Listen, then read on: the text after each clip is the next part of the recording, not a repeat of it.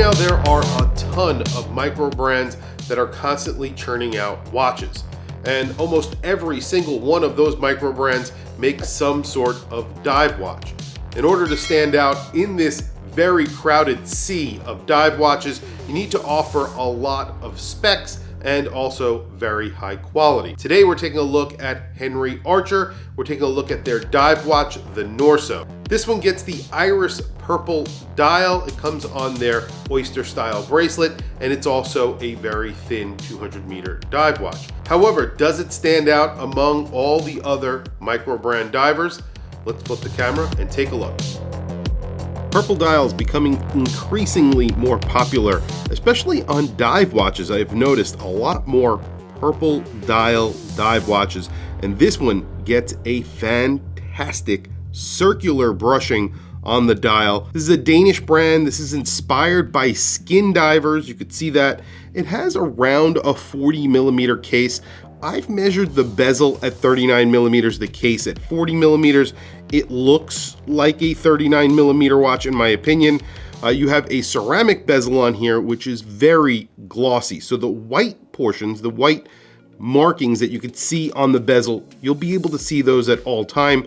Then there are other markings on the bezel that match the dial. Those are in purple. Those sort of wash away in certain light, and you can see when I move it around in my studio lights. You have that brush, that circular brushed dial. On the outer portion, you have a Minitrack that's printed in black. You also have some baby blue elements. So there's a little bit of a baby blue element in that Minitrack as well. I think it's just for the primary indices. That matches the second hand, which is a lollipop that has Lume in it, which of course I love. There is a red tip on that lollipop second hand. That matches the depth rating, which is right below the name of the watch, which is Nordsø. That says 20 ATM, that's in red. So that matches that. And then you have the logo at the 12 o'clock or right below the 12 o'clock index. You have batons for all the primary indices, circles, basically round indices for all the remaining, and those are applied and filled with lume. The hands are kind of interesting. They are rounded off stick hands, and then you have a skeletonized portion of the hand that is towards the center of the hand stack. So everything is filled with lume. I'm not sure if the bezel is filled with lume. We'll find out towards the end of the video. This is a ceramic bezel that is glossy. It doesn't have a lot of grip. So I have dry hands, and whenever I try to grip the bezel, I have a little bit of a problem because the knurling on the bezel is a little bit polished, as you can see. So I do have to grab it from its side to actually turn the bezel.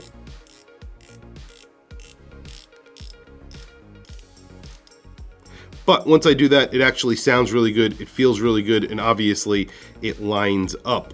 So that is also very good. You have a very large crown, it has the same knurling, although on the crown, it is a lot grippier. You have a 7.3 millimeter crown. It is huge. I really like the look, especially with this size case. You have a thin watch here too. Even though you're getting 200 meters of water resistance, even says that on the dial. This is around 10.5 millimeters thick. I measured 10.6 millimeters on my calipers. That's including the sapphire crystal. So you can see, this is a very thin dive watch with 200 meters of water resistance.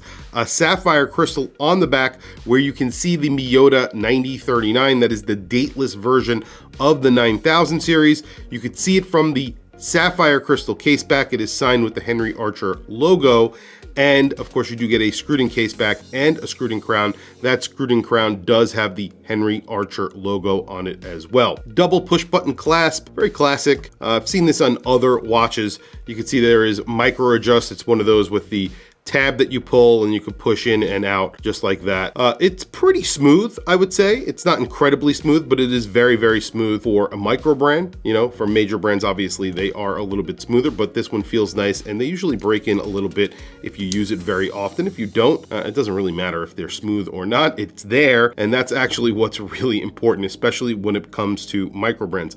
On my wrist today is an independent watch brand called Lume.